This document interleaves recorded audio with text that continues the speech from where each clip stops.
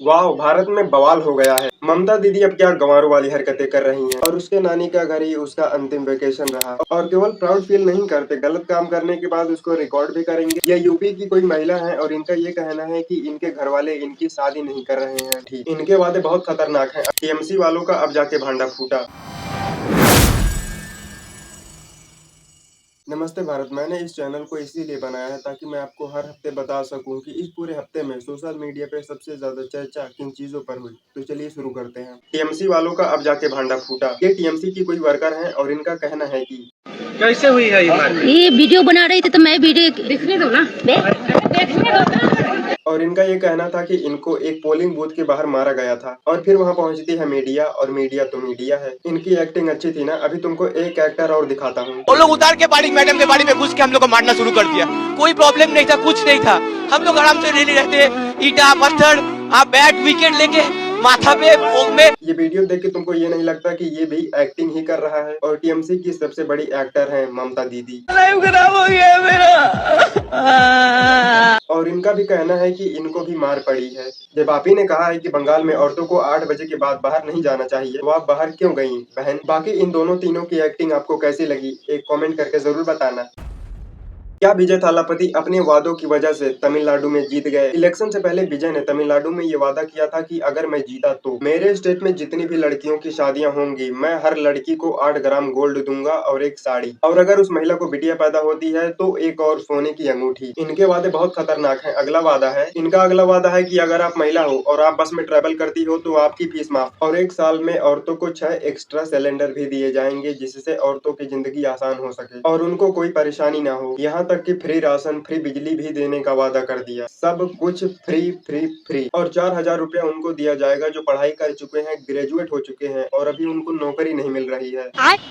और इन्हीं वादों की वजह से ये आदमी तमिलनाडु का सीएम बनने जा रहा है। अगर इनकी बहुमत पूरी हो गई तो ये सीएम बन जाएंगे। और जानते हो बीजेपी बंगाल में क्यों जीती? क्योंकि बीजेपी ने भी बंगाल में सेम ही वादे कर रखे हैं और इंडिया के लोगों को फ्री की चीजें इतनी पसंद है कि इंडिया के लोगों ने एक झटके में पूरी की पूरी सत्ता ही बदल दी। बंगाल के बेरोजगारों को बीजेपी ने हर महीने 3,000 रुपया देने का वादा किया था, जो कि तमिलनाडु में 4,000 था। तमिलनाडु से 1,000 कम बंगाल में। और पार्टियां सरकारी फ्रीबीज हर किसी को नहीं देती। इनका मेन टारगेट होते हैं गरीब लोग, क्योंकि गरीब जिसका खाता है उसी का गाता है और गरीबों की संख्या ज्यादा भी है, तो इन लोगों को वोट भी बहुत मिल जाते हैं। इसीलिए जो पैसे स्कूल में लगने थे, हॉस्पिटल में लगने थे, सड़कों पे लगने थे, वो सारे पैसे आपको मिल जाते हैं और आप फिर गड्ढे वाली सड़कों पे डोलते हो, हॉस्पिटल में लाइन लगाते हो, आपका बेटा खराब स्कूल में पढ़ने जाता है। पर अब मेरा तुमसे एक सवाल है, फ्रीबीज बांटना सही है कि गलत? एक कमेंट करके जरूर बताना। वाह! भारत में बवाल हो गया है। किसने कहां पर कितना झंडा गाड़ा है आप सब जानते हैं, पर कुछ लोगों ने इतिहास रच दिया है। एमके स्टैलिन, जो कि भाई साहब तमिलनाडु के सीएम थे, वो अपनी सीट तक नहीं बचा पाए। 2 साल पहले की बनी पार्टी ने सीएम तक की सीट को छीन लिया। वाह! इसको कहते हैं हिम्मत। बंदे में दम तो है भाई साहब। विजय थालापति ने इस इलेक्शन में इतना अच्छा परफॉर्म किया है जो कि काबिले तारीफ है। सारी पार्टियां इनके आगे धरी की धरी रह गयी। और आसाम के तो कहने ही क्या है, यहाँ पर हिमंता बिश्व शर्मा की ही जीत हुई है। इन्होंने भी आसाम में इतना अच्छा परफॉर्म किया है जैसे लगता है कि कांग्रेस को किसी ने आसाम से डंडा मार के भगा दिया हो। इनसे पहले जो आसाम के सीएम थे गोगोई जी, वो तक अपनी सीट नहीं बचा पाए। बताओ, सीएम लोगों की सीटें तक छीनी गई हैं इस वाले इलेक्शन में। कितना अत्याचार है लोगों पर। और अब हम आते हैं अपने वेस्ट बंगाल पर, जहाँ कई देशों के लोग रहते हैं, खासकर बांग्लादेशी। यहाँ पर भी कमल ने अपना जलवा बिखेर दिया है और जलवा ऐसा कि दीदी भी अपनी सीट नहीं बचा पाई। कितना करबे हमला, अमी जीतबे बांग्ला, शायद इनका ही ऐसा कुछ स्लोगन था जो कि फेल हो चुका है। पर मुझे ऐसा लगता है कि बीजेपी ने सबसे अच्छा काम ये किया जो कि इनको पानी हाटी से सीट दे दिया। ये वही महिला है जिनकी बेटी का जिक्र कॉलेज में हुआ था और ये भी अब जीत चुकी हैं। जनता सब जानती है कब, कहां और क्या किसके साथ कितना करना है। पर मेरा सवाल ये है कि क्या ये सारे नेता जनता की भलाई करेंगे कि नहीं? तुम एक कमेंट करके जरूर बताना।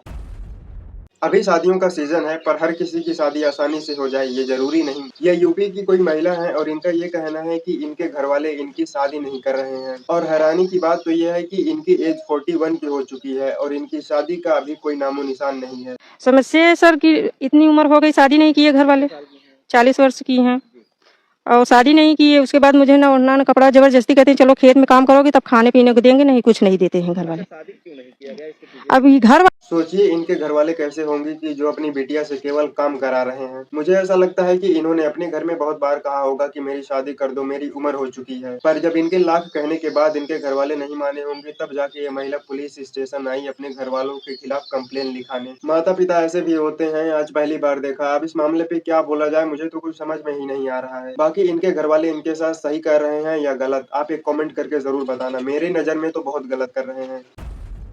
अगर आपके घर में बच्चे हैं तो वो लोग कोचिंग करने भी जरूर जाते होंगे, पर आपको ये नहीं पता होगा कि इंडिया में कोचिंग इंडस्ट्री, हाँ कोचिंग इंडस्ट्री 50,000 करोड़ की हो गई है और लगभग 4 साल बाद यानी कि 2030 तक ये पूरी इंडस्ट्री लगभग 1.5 लाख करोड़ की हो सकती है, जो कि बहुत पैसे होते हैं। और इसी पैसे में हिस्सेदारी करने के लिए बहुत सारी कोचिंग इंडस्ट्री झूठ बोलती है कि हमारे यहाँ से इतने सिलेक्शन हुए हैं, ये वाला टॉपर हमारे यहाँ से है। ये कोचिंग वाले अपने कोचिंग के लिए एक सक्सेस रेट क्लेम करते हैं और इसीलिए सरकार को ये हरकत रोकने के लिए सरकार को CCPA गाइडलाइन लागू करना पड़ा। और सोशल मीडिया पे आपने ऐसा बहुत देखा होगा कि इवेंट्स होते हैं, सेलिब्रेशंस होते हैं, ताकि और भी बच्चे इनकी कोचिंग की तरफ आकर्षित हो सके। पर आप इनके बहकावे में आए उससे पहले आपको इन कोचिंग वालों के रिजल्ट जरूर वेरीफाई करने चाहिए। और अगर केवल रिजल्ट देखकर आप किसी कोचिंग में एडमिशन लेते हैं तो आपके साथ क्या होगा भगवान ही जाने, क्योंकि आज के समय में नॉर्मल सेल्फ स्टडी करके सिलेक्शन लेने वाले बच्चों को तुरंत खरीद लिया जाता है और क्लेम करते हैं कि ये हमारी ही कोचिंग से पढ़ा है और ये टॉपर हमारी ही कोचिंग का है, जिससे और लोग इनकी तरफ आकर्षित होते हैं और इनकी और मोटी कमाई होती है झूठ बोलकर। क्या आपने कभी कोचिंग की है या नहीं, एक कमेंट करके जरूर बताना।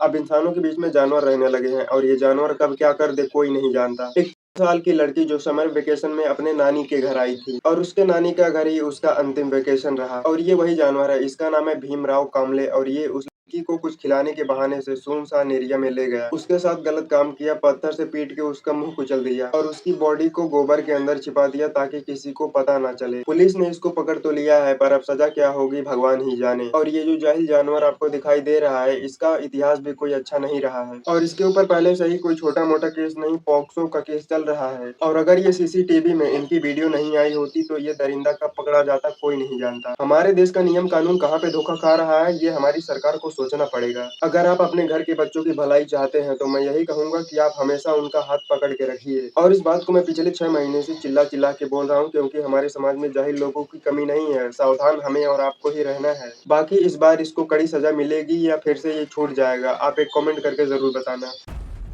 आप पहले ये वीडियो देखिए, हमारे बहुत सारे इंडियंस की ये मेंटालिटी बन चुकी है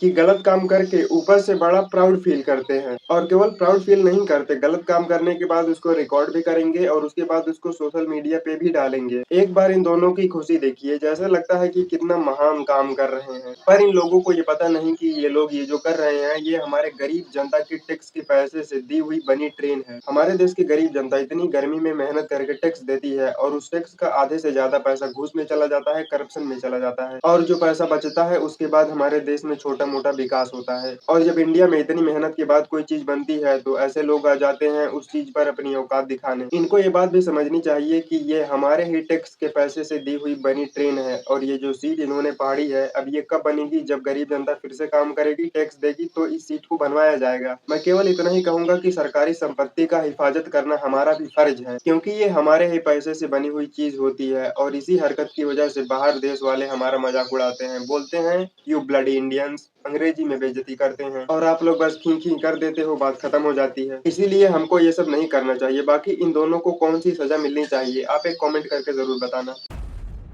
ममता दीदी अब क्या गंवारों वाली हरकतें कर रही हैं। बंगाल हारते ही ममता दीदी बोल रही हैं कि अब वो मुख्यमंत्री के पद से इस्तीफा ही नहीं देंगी। पर शायद इनको ये बात पता नहीं कि एक मुख्यमंत्री तभी तक मुख्यमंत्री रहेगा जब तक राज्यपाल चाहेगा और राज्यपाल आपको सीएम तभी बनाएगा जब आपके पास बहुमत होगी। और इनके हाथों में तो अपनी सीट तक नहीं है, बहुमत की तो बात ही छोड़ दो। अब ये सड़कों पे आए या धरना दे, पर अब इनकी गिनती आम जनता के रूप में ही होगी। अब ममता दीदी को ये समझना चाहिए कि उनकी हार हो चुकी है। पर ये बंगाली में पता नहीं क्या बोलती है, मुझको समझ ही नहीं आता और इनकी हरकतें ही ऐसी हैं कि इनकी हार होनी ही थी। इन्होंने बंगाल में कहा था कि अगर अब किसी लड़की का होगा तो हमारी सरकार उसको 10 लाख रुपया देगी। बंगाल में ममता दीदी बहुत कुछ कर रहा है, जैसे लड़की का 10 लाख मिलता है, बहुत बड़ा बात। अगर किसी का मतलब हम लोग का अगर हो गया तो हम लोग को 10 लाख मिल जाएगी। बताइए, किसी की जिंदगी बर्बाद हो जाए और आप उसको 10 लाख रुपए देंगी। वाह। हर वो लड़की जो बंगाल में रहती थी, ममता दीदी ने उसकी कीमत 10 लाख रुपया लगाया। शर्म करो रे। अब मैं इनसे यही कहूंगा कि आप लोग ये जो ईवीएम हैक होने का रोना धोना करते हो, इसको बंद कर दो और स्वीकार करो कि हम हार गए हैं। और भाई काम पे ध्यान दो, जनता के लिए काम करो, तभी कुछ होगा। अब क्या होगा, अब तो सब खत्म ही है। हारने के बाद जो लोग ऐसा करते हैं, वो लोग अपनी बची खुची इज्जत भी धो देते हैं। अगर आप लोगों को अपनी इज्जत प्यारी है